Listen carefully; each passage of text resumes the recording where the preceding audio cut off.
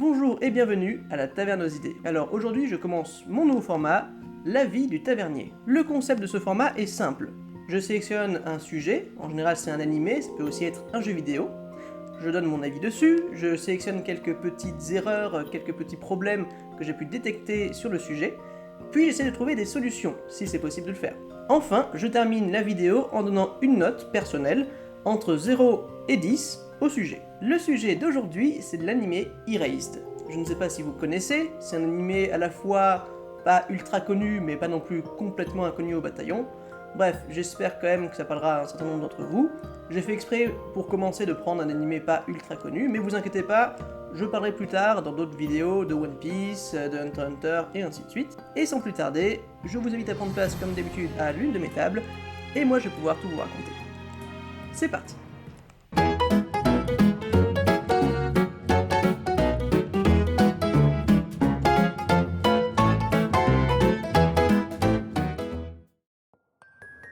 Je vais donc commencer tout d'abord par un résumé, et essayer si possible de pas trop spoiler. L'anime commence sur notre protagoniste, Satoru Fujinuma. C'est un jeune homme qui, d'apparence, est plutôt normal. Il est livreur de pizza et il mène une vie tout à fait banale. Cependant, il a un petit secret. En effet, ce jeune homme a un pouvoir qu'il ne maîtrise pas. Il peut involontairement revenir dans le passé.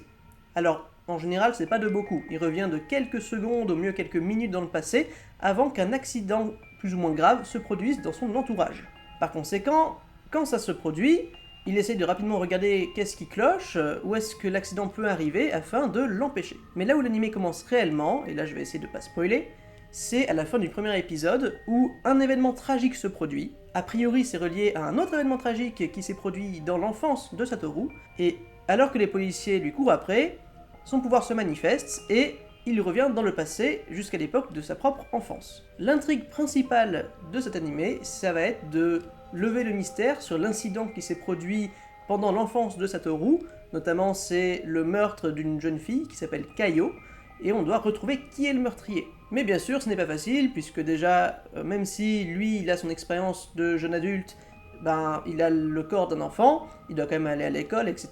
Il veut pas inquiéter sa mère, il veut pas inquiéter ses collègues, et en plus de ça, son adversaire semble avoir toujours un coup d'avance, alors que Satoru a littéralement connaissance de ce qui va se passer dans le futur. Bref, c'est un super animé qui est presque dépourvu de défauts. Mais j'ai bien dit presque, en effet, il a quand même quelques défauts, et justement, j'y arrive.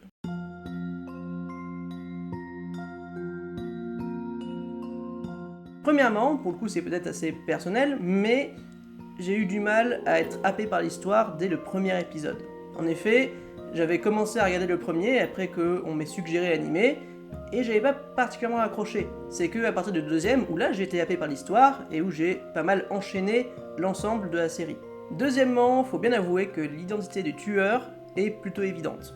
Malgré le fait que ce soit très bien écrit, et la preuve c'est que une fois qu'on sait qui est le tueur, j'ai quand même été surpris, même si tout pointait vers cette personne, parce que je me disais mais non, ça peut pas être tel personnage, il est attachant, il a l'air sincère, c'est pas juste il a l'air sympa, il avait vraiment l'air d'être bien intentionné, et quand on découvre que c'est lui, même si tout pointe vers lui, et que du coup c'est plutôt logique, ça reste surprenant, et ça montre que c'est bien écrit, et que le personnage a été fait correctement en tant que manipulateur, qui peut même jusqu'à manipuler les personnes de l'audience qui regardent l'animé. Cependant, ce serait quand même bien d'avoir un peu plus la surprise. Et c'est pourquoi ça aurait été bien d'enlever un maximum d'indices sur l'identité du tueur au début de l'animé. En effet, on sait très tôt que c'est un homme adulte brun. Et par conséquent, il n'y a pas beaucoup d'hommes adultes bruns dans l'animé. Bref, on n'a que 2 suspects, dont un que le protagoniste essaye d'innocenter, qui a l'air d'être la victime en quelque sorte de ce coup monté. Donc même si c'est pas impossible, ça serait quand même vachement bizarre que ce soit cette personne-là. Et enfin, le dernier défaut, bon, c'est pas réellement un défaut en soi, même c'est parfois une bonne chose, c'est que l'anime se termine par une fin plus ou moins fermée. Si je me rappelle bien, Satoru, une fois que l'intrigue se termine, il perd son pouvoir. Il n'a plus le pouvoir de revenir dans le passé parce que c'est plus nécessaire. Il a acquis ce pouvoir parce que cette affaire avait été faite dans son enfance et ça n'avait jamais été résolu. Alors encore une fois, c'est pas une mauvaise chose qu'il n'y ait pas de suite, parce que vaut mieux s'arrêter tant que c'est bien plutôt que de continuer jusqu'à ce que ce soit mauvais. On a vu tout ce qui se passe avec les Marvel, les Disney, les Star Wars. Plus ça continue, moins c'est bien. Donc ça aurait été mieux de s'arrêter peut-être avant. Par exemple à Endgame, pas avoir fait de suite, ou avoir fait au moins une grosse pause, mais bon, j'avoue que j'aurais bien voulu une fin qui laisse un minimum d'ouverture pour une nouvelle saison, même si je ne pense pas que ce soit prévu. Bon, on a vu les différents défauts, maintenant est-ce que on pourrait y faire quelque chose, ou pas? Et bien justement, on va essayer d'y réfléchir ensemble.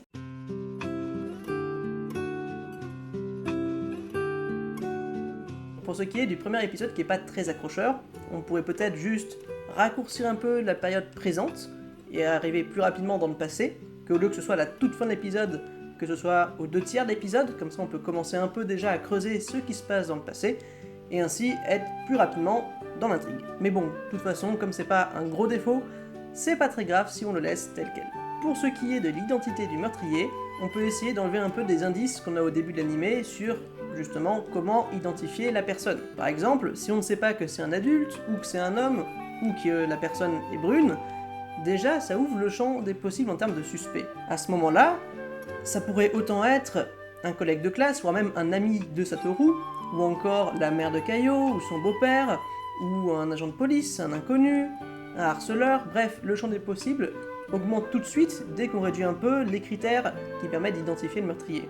Si on pouvait vraiment faire ce qu'on veut, on pourrait essayer d'augmenter la durée de l'animé, que ce soit pas que 12 épisodes, et introduire ainsi d'autres personnages, d'autres intrigues, le faire correctement, afin de mener encore plus en bateau les spectateurs. Alors j'ai bien dit si on pouvait augmenter la durée de l'animé, puisque si c'était pas possible, et qu'il faudrait rajouter plus de personnages avec toujours que 12 épisodes, ça serait forcément au détriment des personnages qui existent déjà, qui seraient du coup moins développés, et ça nuirait grandement à la qualité générale de l'animé.